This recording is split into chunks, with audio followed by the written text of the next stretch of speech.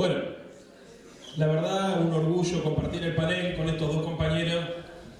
Y mientras iban hablando, me preguntaba cómo puede ser que hayamos demorado tanto esta confluencia. Porque efectivamente, las cosas que se han dicho acá no son improvisaciones. Responden a lecturas, análisis, a reflexiones y a debates que seguramente nos han llevado a la vida. Las conclusiones que nosotros sacamos acá es la consecuencia del esfuerzo colectivo de pensar herramientas para transformar el mundo.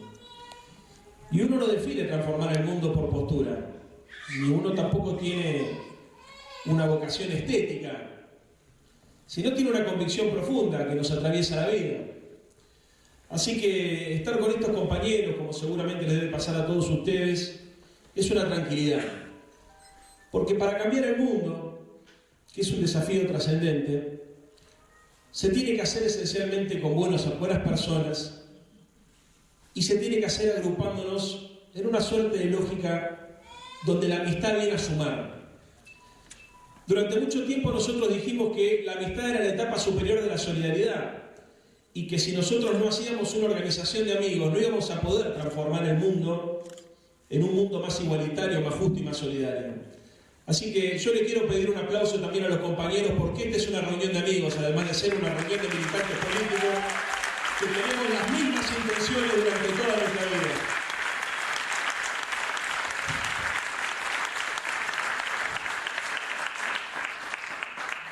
Y la verdad que este proceso es un proceso complejo porque hay que empezar a analizar asumiendo que estamos viviendo una suerte de restauración conservadora. Y es una restauración conservadora que se da como en la culminación de un ciclo político y el inicio de uno nuevo en toda América Latina. Recién decía Carmona, con precisión, que efectivamente los procesos de restauración que se están dando en Argentina se dan de manera similar o como réplica en Brasil, en Uruguay también, a pesar de que hay un frente progresista que termina replegándose en sus posiciones más tradicionales. Lo mismo está pasando en Venezuela, con la disputa alrededor del liderazgo de Maduro. Lo mismo está pasando en Bolivia, a partir de la derrota del referéndum. Y me contaban los compañeros de Chile que también está pasando lo mismo en Chile, donde es muy difícil encontrar una organización política que se anime a plantear alternativas de izquierda, alternativas populares, porque el sentido común, o la derecha ha colonizado el sentido común de manera tal que condiciona muchas veces los debates políticos. Pero nosotros, compañeros, para poder desarmar el neoliberalismo, tenemos que ser muy conscientes de qué es lo que representa. Porque si nosotros no tenemos una lectura profunda acerca de los cambios que se están provocando en la Argentina, podemos cometer el error de caer en la militancia del consignismo. Y la militancia del consignismo nos hace sentir orgullosos porque nos da sentido de pertenencia, pero no siempre tiene la eficacia a la hora de movilizar las ideas que necesitamos movilizar para desmantelar el neoliberalismo, primero en términos culturales, segundo en términos políticos, tercero en términos económicos y recién de manera final en términos sociales.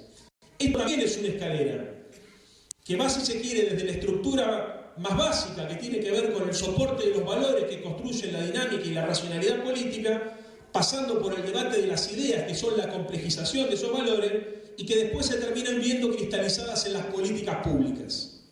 Pero las políticas públicas que este gobierno lleva adelante, como el que llevaba adelante el gobierno de Cristina Fernández de Kirchner, responden siempre a una estructura de valores.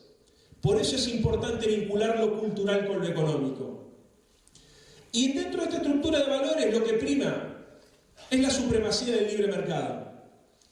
Este gobierno y este espacio político y esta suerte de internacional del neoliberalismo que está funcionando trabaja en la mercantilización de las relaciones humanas, esencialmente en asimilar la lógica del capital a la lógica de las relaciones interpersonales. Y entonces viene con un catequismo que tiene que ser aceptado y que además lo hacen desde la arrogancia del que supone que está diciendo la única verdad posible. Ya no se animan como en los 90 a hablar del fin de las ideologías, pero actúan como si efectivamente las verdades que ellos tienen para proponernos fuesen las únicas verdades posibles, motivo por el cual lo único que nos queda es resignarnos frente a lo que supuestamente es una verdad absoluta. Y empiezan a plantear que es necesario liberar las fuerzas productivas del mercado porque el Estado había distorsionado las relaciones económicas. Y trabajan en la idea de que mientras haya menos Estado va a haber más posibilidades de crecimiento de la fuerza productiva, mayor economía o mayor desarrollo de la economía y posteriormente mayor bienestar. Y después vienen a plantear también que es necesario garantizar la seguridad jurídica. Y nosotros escuchamos muchas veces el concepto seguridad jurídica y tal vez no terminamos de desentramar qué significa, porque pareciera ser que es razonable exigir seguridad jurídica. Ellos dicen, no van a venir las inversiones si no hay seguridad jurídica. ¿Pero a qué se refiere la derecha cuando habla de seguridad jurídica? Esencialmente a la superioridad del derecho de propiedad frente al resto de los derechos sociales. Ellos no aceptan de ninguna manera que el derecho a propiedad tenga límite. Y miren, estas cosas tienen mucho que ver con la vida cotidiana, pueden parecer abstracciones, pero no lo son. Lo primero que hizo este gobierno cuando asumió fue derogar de hecho la ley de medios. De la misma manera que lo primero que hizo Menem cuando asumió en la década de los 90 fue privatizar los medios de comunicación y dárselos al diario Clarín. ¿Y saben por qué lo pudieron hacer? No solamente porque seguramente cometimos errores en la gestión anterior, fundamentalmente porque no logramos desmantelar la idea de que es injusto la acumulación económica sin límites.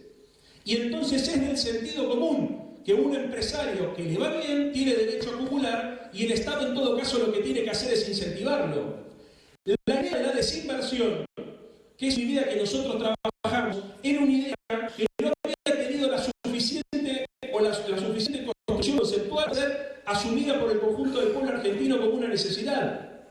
A nosotros nos parecía razonable que los empresarios que habían acumulado a partir de distintos mecanismos, una serie de canales de televisión y una serie de diarios y medios de comunicación, se tuviesen que desprender de ellos para garantizar la pluralidad de voces. Pero la derecha hizo el planteo a partir de la legitimidad de acumular y de la utilidad social de la acumulación social. Entonces, cuando nosotros hablamos de seguridad jurídica, en definitiva de lo que estamos hablando es de la seguridad jurídica de los grandes grupos económicos para seguir reproduciendo la desigualdad. Entonces, vinculemos también en nuestro análisis político lo cultural con lo económico, porque si no siempre vamos a encontrar un límite infranqueable para avanzar en el desmantelamiento cultural y económico del neoliberalismo.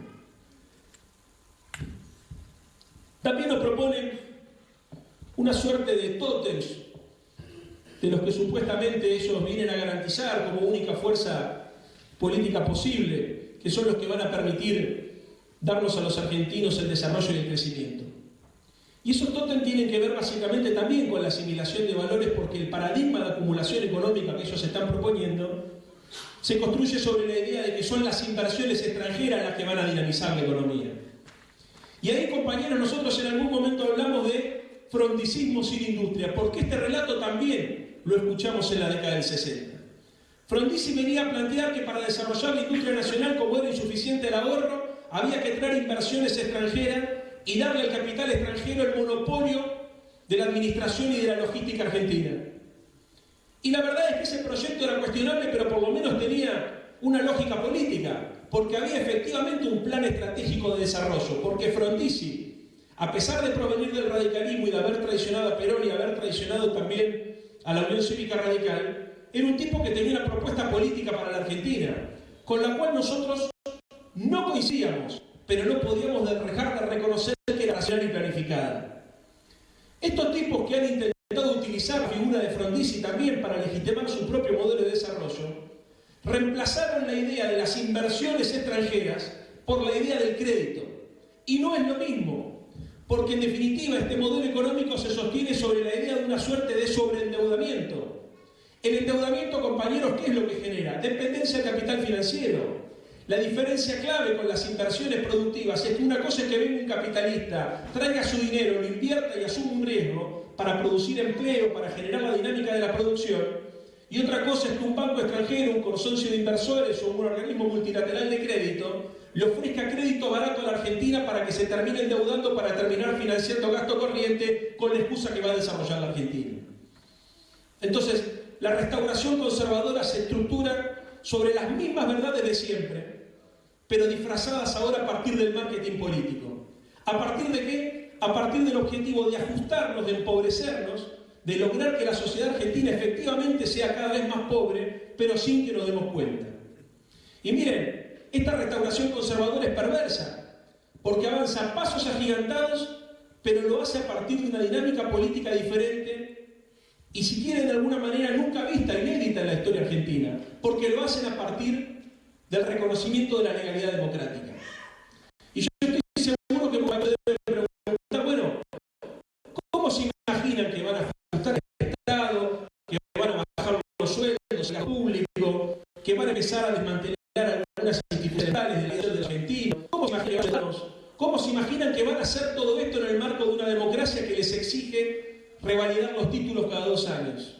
Que les exige poner frente a la sociedad la dinámica política de los acontecimientos y plebiscitarla en el marco de una elección. Y mire, muy simple, aunque nos parezca increíble, este proyecto de acumulación económica y de redistribución regresiva del ingreso y de pérdida de soberanía nacional, estos tipos lo tienen pensado hacer con la complicidad de los sectores que van a ser perjudicados por estas políticas. Entonces hay que estar muy atentos, porque estamos en realidad frente a la construcción de una nueva hegemonía. Ellos no van a venir con los tanques de guerra ni con el aparato represivo a reprimirnos. Si tienen que hacerlo, harán. Pero estamos interesados en cambiar la mentalidad colectiva y en conseguir que las víctimas del sistema terminen apoyando este modelo de expoliación. Y para eso, sin duda, que lo que van a hacer, como decían los compañeros acá, es estigmatizarnos a nosotros, es instalar el clima de revancha social, es instalar la idea de que ellos vienen a sanear una pesada herencia recibida, porque si no hacían lo que están haciendo, íbamos a terminar como Venezuela. Pero nosotros no le podemos responder a esto con la misma dinámica y con las mismas herramientas que hemos construido en política en los últimos años. Por una nueva derecha, que construyó un nuevo lenguaje, un nuevo discurso, que tiene además la capacidad de interpelar un sector social que nosotros habíamos considerado que era aliado en el marco de esta construcción política. Y déjenme hacer un paréntesis. En la ciudad de Buenos Aires, el PRO ganó todas las villas de la ciudad y ganó todas las comunas del sur. De la misma manera que el PRO en la última elección, por primera vez en muchísimos años, logró disputar con el peronismo bastiones históricos como Lanús, 3 de Febrero, Quilmes. Entonces, cuando nosotros presuponemos que Cambiemos es una coalición antipopular, y cuando presuponemos que los sectores populares y los sectores más humildes están enfrentados con esta política, tal vez estemos cometiendo un error de percepción imperdonable, porque que nosotros queramos o creamos que somos la representación de los intereses de la mayoría no necesariamente implica que las grandes mayorías populares efectivamente lo crean y lo consideren como tal. Y lo digo con absoluta humildad, porque ya lo dijo García Linera también, habrá que replantearse cómo fue que, si éramos tan potentes todos los gobiernos nacionales y populares en América Latina, estos cambios se pudieron desmantelar tan rápido. Algo habremos hecho bien para ganar su odio, pero algo habremos hecho mal para que efectivamente sintamos que buena parte de las conquistas se nos están yendo como agua entre las manos. Y antes de avanzar a lo que hicimos mal, veamos, compañeros, qué fue lo que ellos hicieron bien, porque lo están haciendo en todo el continente. Miren, ellos lo primero que han hecho es armaron un bloque de poder con 4 patas, que actúa de manera coordinada. En primer lugar, un sector de la política. Es el sector menos importante. En segundo lugar, los grupos financieros, el poder económico concentrado. En tercer lugar, los medios de comunicación. Y en cuarto lugar, el partido judicial. En todos lados operan de la misma manera. Es un bloque sólido de poder que actúa movilizado por los mismos intereses económicos y materiales. Ahora, este bloque de poder ya no apela a la represión, como decíamos hace un rato, por lo menos no apela como su estrategia principal, en todo caso apela como estrategia de contención. Apela a la construcción de una hegemonía, apela a la construcción de un sentido común. Y lo hace sobre un núcleo de ideas que, aunque a nosotros nos parezca increíble por el grado de conciencia política que hemos logrado adquirir en los últimos años, son de fácil penetración social. Por eso digo que hay que subrayarlo, porque tal vez sea esta la batalla más importante que tengamos que dar. ¿Y cuáles son esas ideas? En primer lugar, la idea de que el hombre es egoísta por naturaleza. Y piensen ustedes acerca de cuántas personas conocemos que repiten esta verdad de perogrullo, ¿no? El hombre es egoísta por naturaleza. En segundo lugar, que la política es conflicto y el conflicto no sirve, entonces la política es sucia. Vienen a estigmatizar la política y por eso nos ponen a nosotros todo el tiempo como los responsables de la división de la sociedad. En tercer lugar, que el éxito personal es exclusivamente la capacidad de consumir y acumular bienes materiales. Eso ustedes, ellos definen la necesidad y la utilidad de la educación, no como la forma de mejorar como personas y modificar nuestra sociedad, sino como la mejor capacidad que pueden tener los seres humanos para ser competitivos en el mercado. Y eso son verdades que están instaladas también en nuestra sociedad, que forman parte de nuestro sentido común. Entonces, cuando nos preguntamos qué fue lo que hicimos mal, tal vez tengamos que reconocer en toda América Latina que si bien se avanzó mucho en la desmantelación del Estado neoliberal, nos haya faltado desmantelar esos núcleos culturales del neoliberalismo que siguen latentes. Sin duda que muchos de nosotros expresamos una resistencia cultural ideológica y seguramente somos una minoría intensa, pero minoría al fin.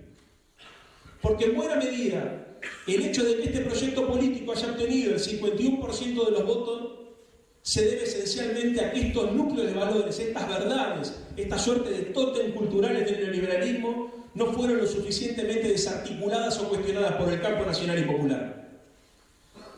Y a esta construcción, con el paso del tiempo, le fueron dando un orden metodológico.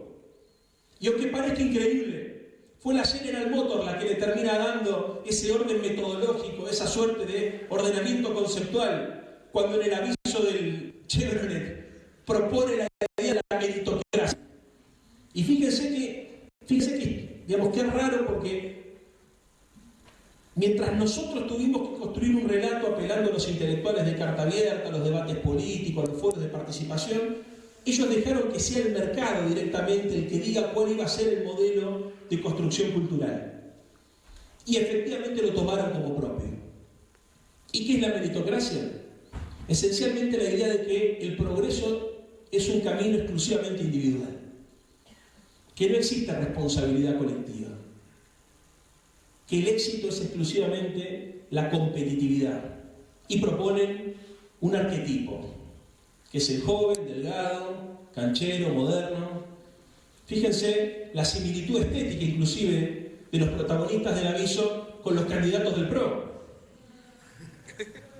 Macri no tiene una hija de 5 años solamente, tiene una hija también de mi edad, pero no, decide no mostrarla, porque el prototipo estético tiene que ser joven, vital, tiene que ser canchero, tiene que coincidir, digamos, con la ética también de la meritocracia. Y esta ética de la meritocracia, compañeros, es sumamente compleja, porque efectivamente también penetra en los sectores populares. ¿O cuántas veces nos cansamos de escuchar, seguramente todos nosotros, a sectores muy humildes, a personas muy humildes, diciendo que en realidad pobre es el que se lo merece, o que la pobreza en realidad es una consecuencia de la pereza? Yo me cansé de escucharlo. Ahora, ¿hay que enojarse con esa persona? De ninguna manera. Pero hay que saber también que hay sectores populares que piensan así. Porque Macri no fue el producto de la manipulación espontánea de un día para el otro de este bloque de poder. Macri fue la consecuencia de una operación cultural que se viene gestando en la Argentina por lo menos de la dictadura militar hasta acá, donde aceptaba la desigualdad como forma de organización social. Miren, no es cierto que esta sociedad acepte el horizonte de la igualdad como horizonte legítimo y válido. Hay sectores sociales que incluso plantean la necesidad de la desigualdad para generar el progreso económico, porque a partir de la desigualdad se construyen esos incentivos que son tan necesarios para desarrollar la economía y la sociedad. Es más, hay un profesor, Dubet, francés, que acaba de escribir un libro para que vean que ni siquiera es un problema local, sino que es un problema, si se quiere, de todo el capitalismo occidental, que se titula ¿Por qué preferimos la desigualdad? Y habla de la vocación por acceder al estatus, por ascender socialmente, por mostrar las diferencias sociales. Y que inclusive se expresan en cosas cotidianas, en las zapatillas, en el celular, ¿no? Gente que se esfuerza por aparentar mucho más de lo que tiene y que se endeuda para eso. Y que se angustia además. Y vive angustiada porque vive endeudada y porque permanentemente siente que tiene menos de lo que merecería tener para poder posicionarse en su círculo social de manera distinta. Entonces, ¿a qué vamos con todo esto? Vamos a que es fácil ser del PRO. ¿Por qué es sencillo ser de derecha si la propuesta de la derecha es una propuesta consumista y conformista?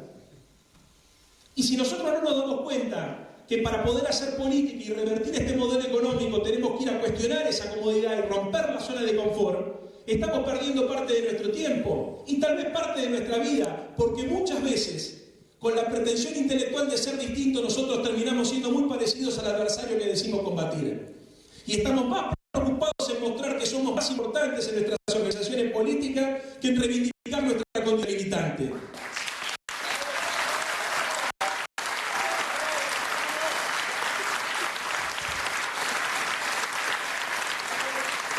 Yo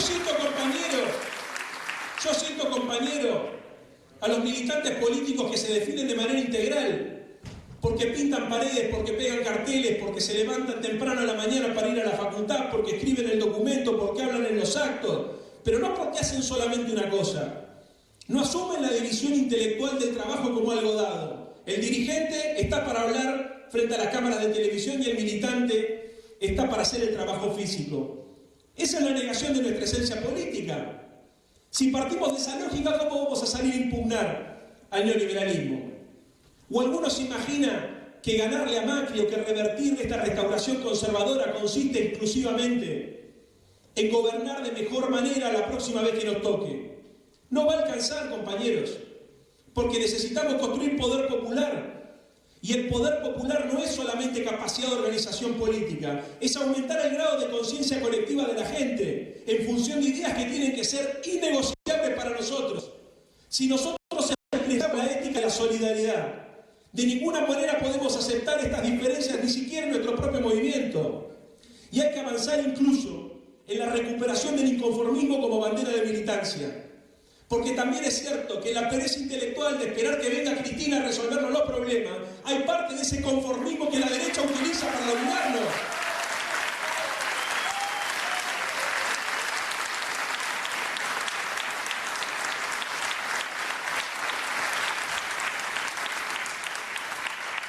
La meritocracia como concepto se traduce todo el tiempo a partir de la utilización de canales no políticos. Siempre digo lo mismo y le pido perdón a los que alguna vez lo escucharon. ¿Cómo se llama la novela de Canal 13? Los ricos no piden permiso, compañero. ¿Parece que no?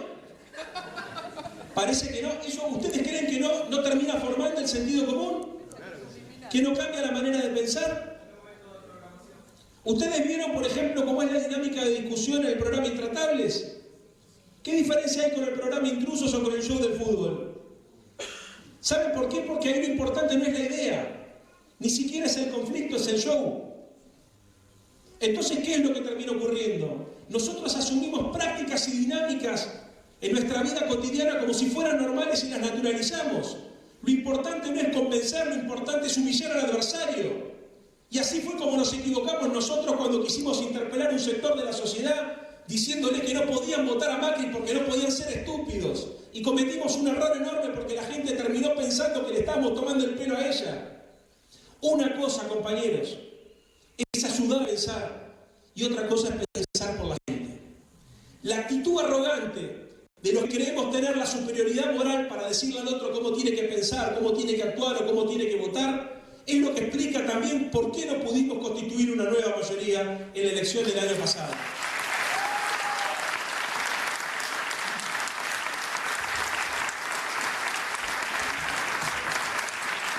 Ahora, en el avance de este análisis, atrás del concepto de la meritocracia, ¿qué es lo que se esconde?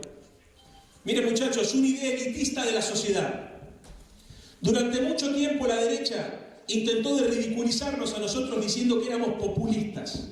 Y no lo hizo porque lo leyeron a Laclau o a Chantal Mouffe. Lo hacían porque no les daba el cuero para decir que estaban en contra de lo popular.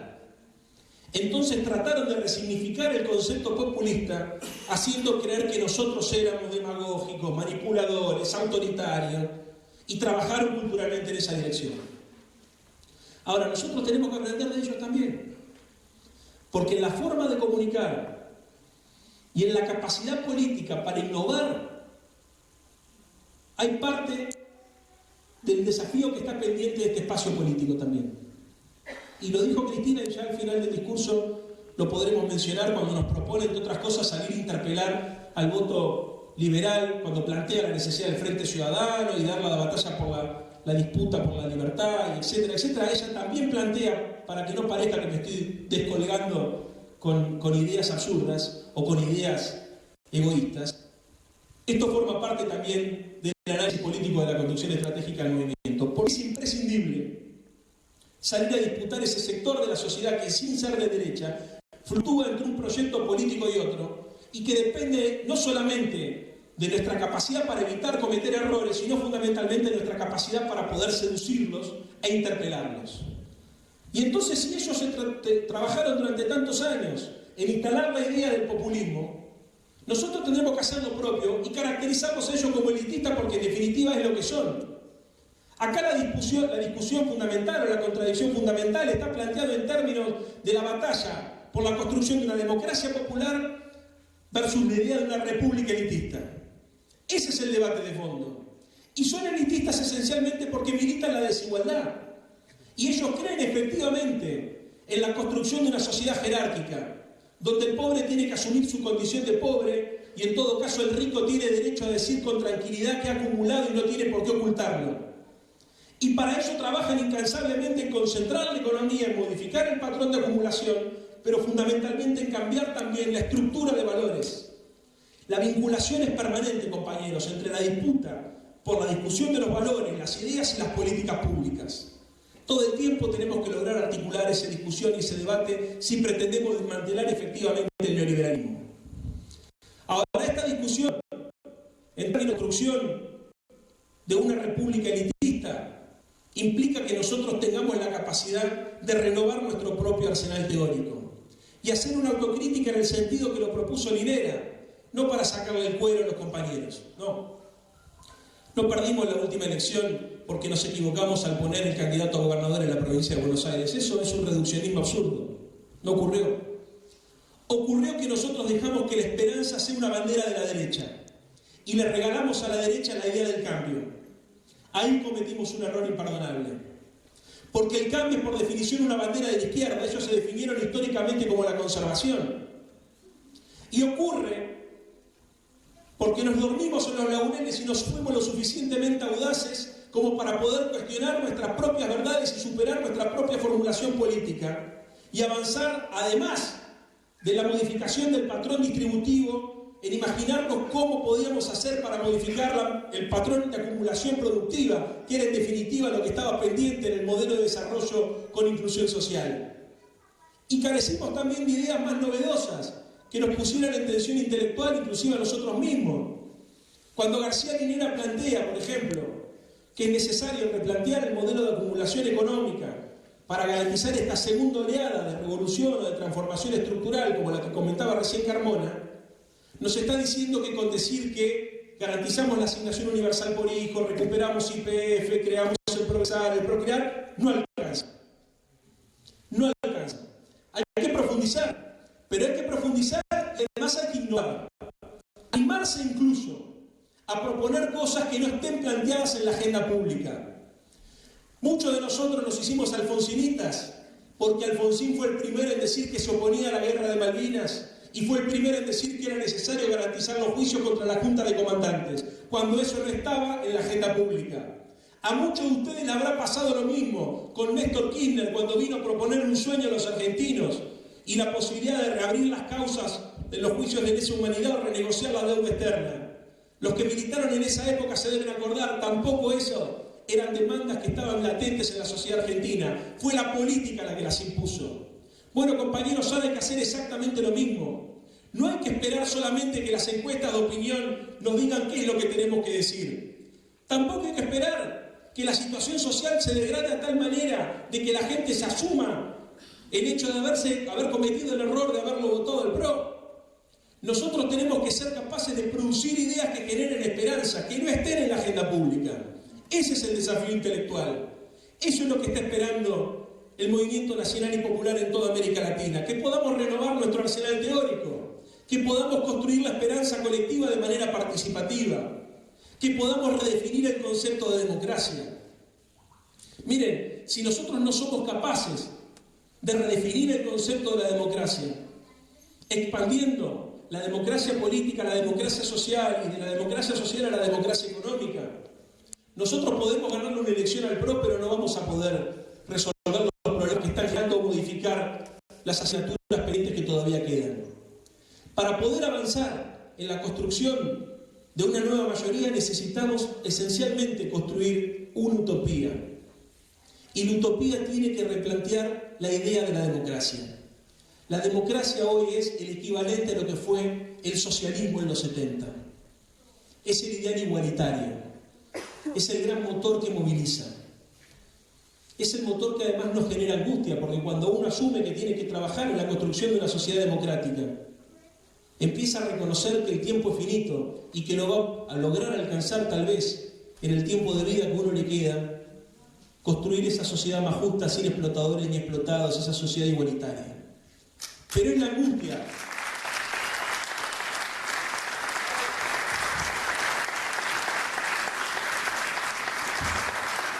Pero es la angustia, lo que nos va a permitir a nosotros encontrar la fuerza, la insatisfacción y el inconformismo.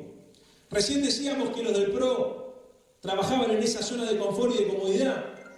Bueno, para militar enfrente de ese proyecto político hay que animarnos a militar el inconformismo y bancarnos la contradicción.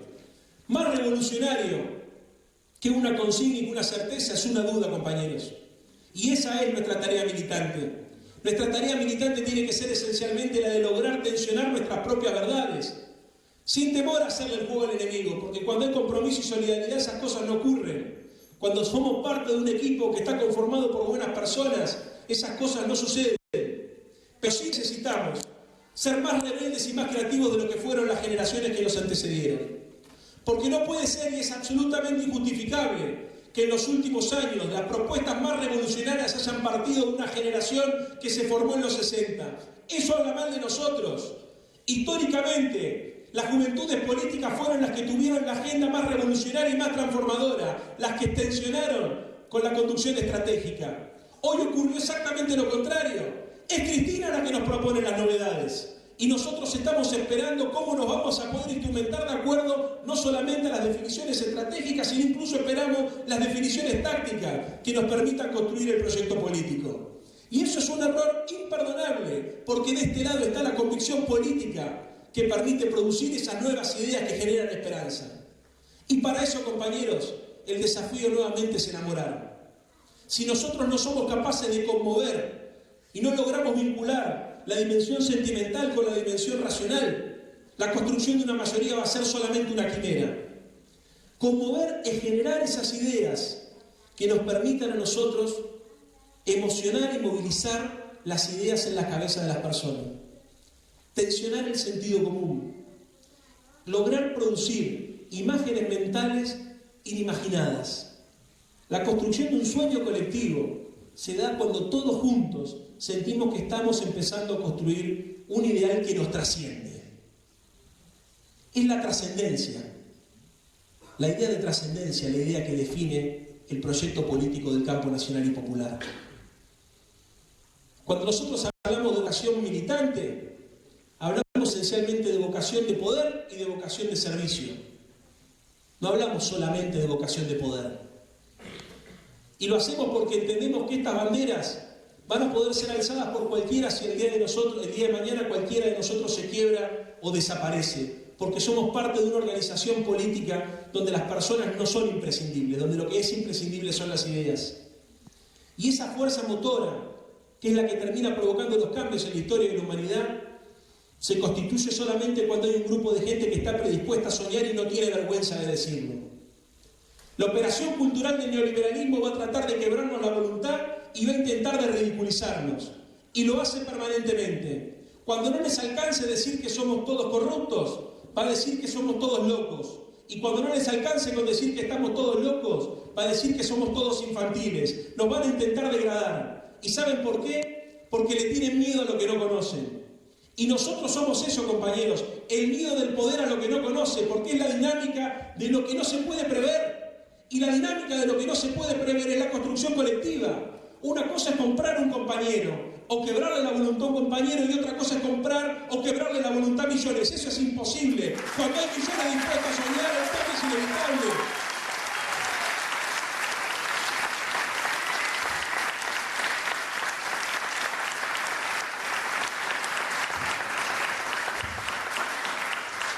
El cambio político que nosotros estamos buscando, que requiere una nueva mística, que requiere la fortaleza espiritual para poder bancarse los embates de la derecha que va a trabajar para desmovilizarnos, que requiere fundamentalmente de todos nosotros la solidaridad y la construcción de una organización política de amigos que estén dispuestos a ponerse espalda contra espalda para enfrentar lo que venga.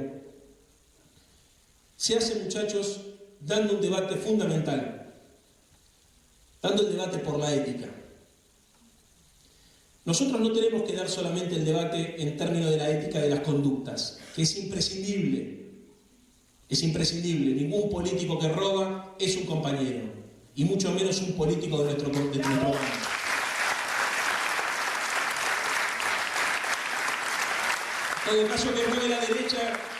En todo caso que robe la derecha, que es lo que vienen haciendo los últimos 500 años, pero un compañero de nuestro sector no lo puede hacer.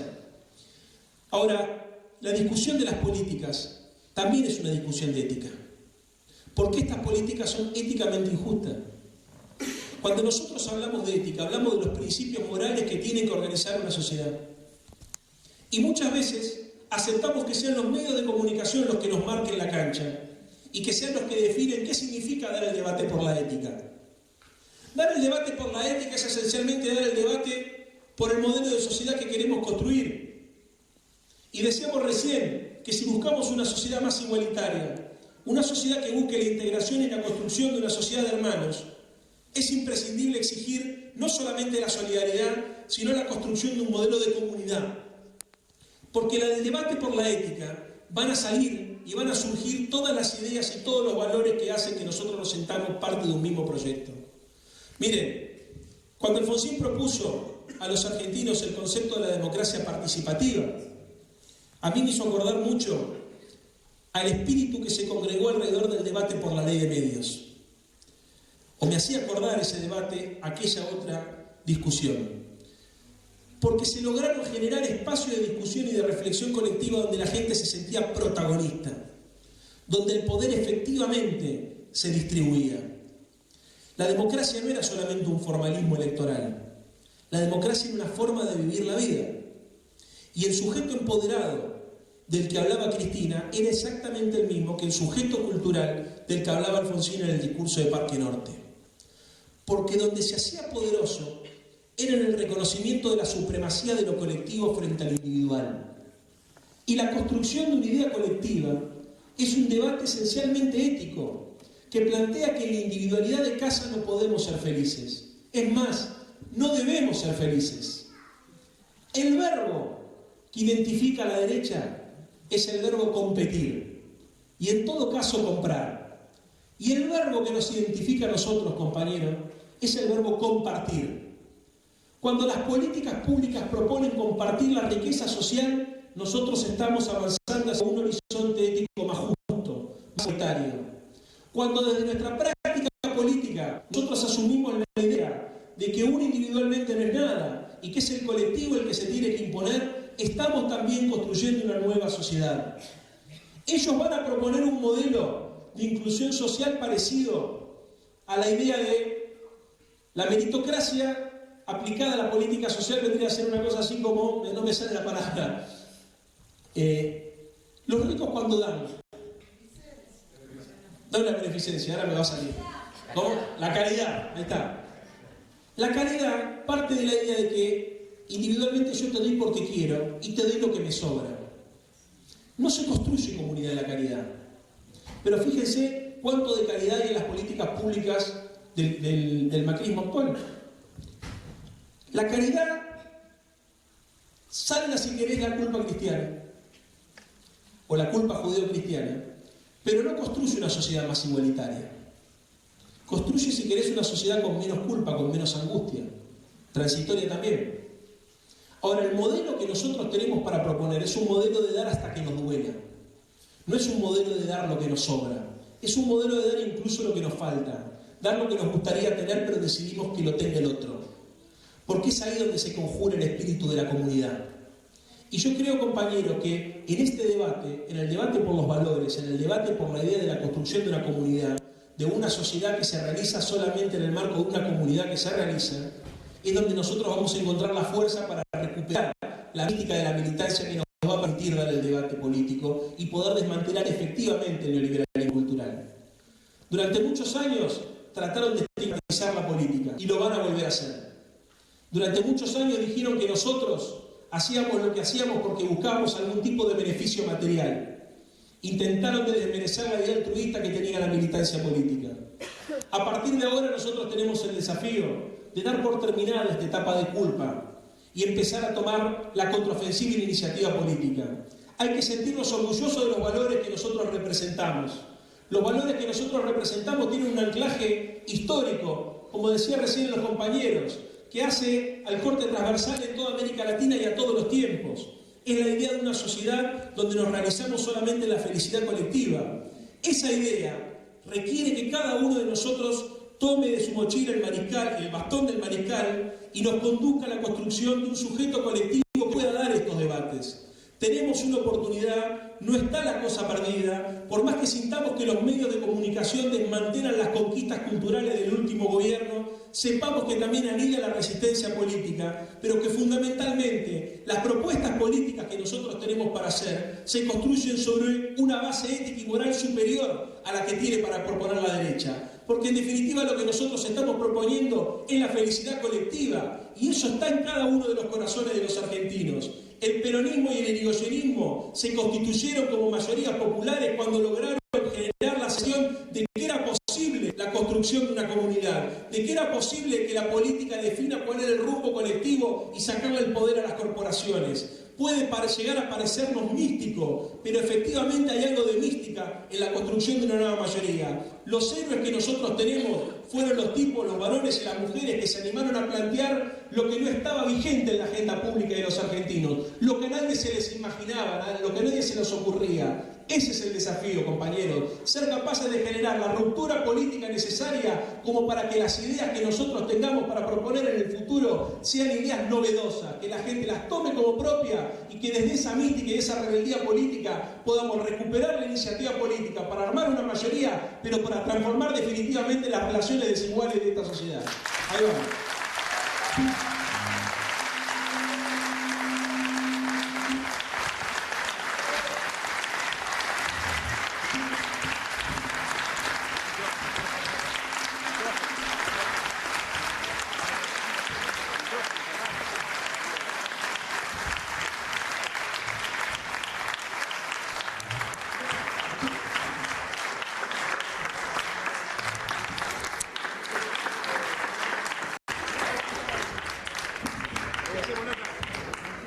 Leo, ¿qué hacemos?